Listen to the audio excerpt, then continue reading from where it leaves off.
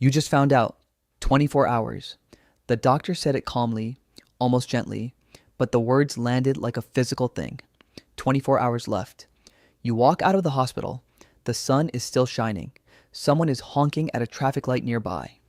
A street vendor is arguing with a customer over $5. The world has no idea, and you have exactly 1 day left in it. What do you do? For the first hour, you do nothing. You sit in your car in the hospital parking lot. Engine off. You don't call anyone. You don't move. You just sit. And the strangest thing happens. Your mind doesn't go to bucket lists. It doesn't go to exotic places or dramatic gestures. It goes to small things. The smell of your mother's kitchen in the morning. That one conversation with your best friend that went on until 3 a.m. and you both forgot what you were even talking about. The feeling of rain after a long summer. The small things. Always the small things first. You pick up your phone, 47 apps, hundreds of contacts, thousands of messages. You scroll through the names and you realize something that hits hard. There are maybe 5 people you actually want to call. 5. Out of an entire life of knowing people, school, college, work, neighbors, relatives, acquaintances. 5 people whose voice you want to hear right now. You call the first one. They pick up immediately. You don't say anything dramatic. You don't announce what's happening. You just say, "Hey, can we talk?" And they say yes immediately without asking why. That yes, that simple yes, feels like the most important thing anyone has ever said to you. Hour 4, something becomes very clear. There are things you thought would matter that simply don't. You thought you want to check your Instagram one last time. See how many followers. See who watched your story. You don't. You thought you want to go back to work, to finish the project, to clear the emails, to hand things over properly. You don't care at all. The salary you were stressed about, the promotion you wanted, the apartment upgrade you were saving for, the opinion of the person at work who never seemed to like you. Gone. All of it.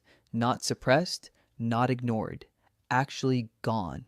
You don't have to decide not to care about those things.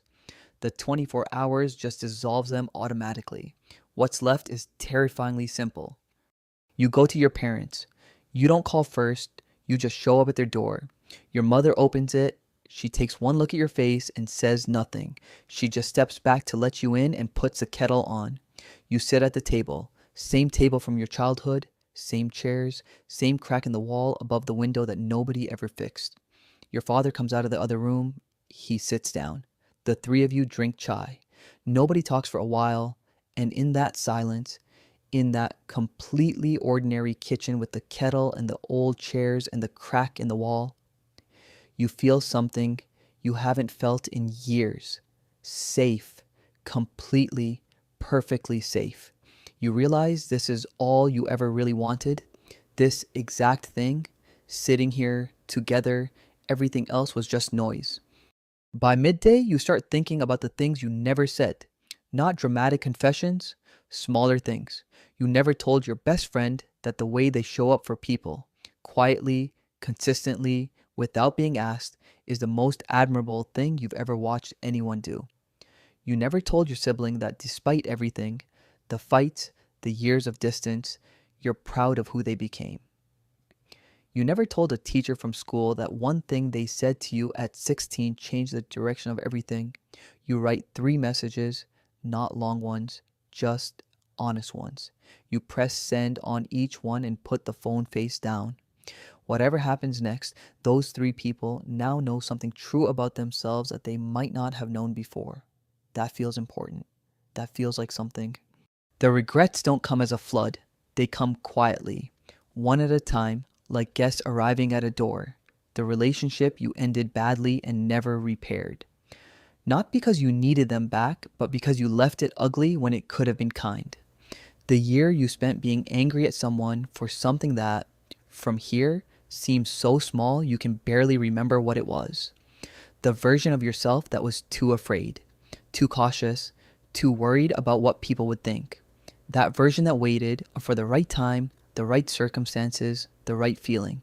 The right time never came. It never does. It was always just this. Right now. The wait was the waste. You ask yourself, If I could spend the last few hours doing anything, what would it actually be? Not what sounds profound, not what makes a good story. What do you actually want? You want to go to that beach you went to once years ago, where the water was so clear you could see the sand at the bottom. You want to sit there with the 5 people whose voices you needed this morning. You want to eat the exact meal your mother makes that you always took for granted. The one that smells like every good memory you have at once. You want to watch the sun go down from somewhere high, without a phone in your hand, without anything to do next. You want to laugh, one genuine, helpless, can't stop laugh. You want to be held by someone who loves you, not to say anything, just that. None of it requires money, none of it requires planning. All of it was available to you this entire time. It's late now. The people you love are around you. Someone is talking softly. Someone else has fallen asleep in a chair. The light is low and warm. You look around the room and something happens that you didn't expect. You feel grateful, not in a greeting card way. Genuinely, fiercely, surprisingly grateful for having known these specific people, for having seen the things you've seen, for having felt, really felt, joy and grief and love and frustration and hope, for having been here at all. The alternative to all of it was never existing. And existence, even the painful, complicated, imperfect version of it, turns out to be the most extraordinary gift. You didn't know that before today. Not really. 24 hours reveals something that a normal lifetime can hide. It strips away everything that isn't real. And what's left, when everything else falls away, is always the same things. The people, the presence, the small moments you were too busy to notice, the words you kept saving for later, the love you assumed was understood. Here's the question this video is really asking.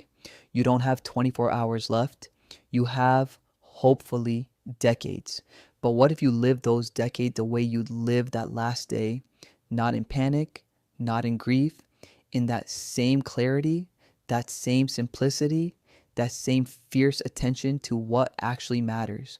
What would change tomorrow morning if you woke up with that 24-hour clarity and kept it? Tell me in the comments. I genuinely want to know. New video every week. Subscribe to Unlocked World.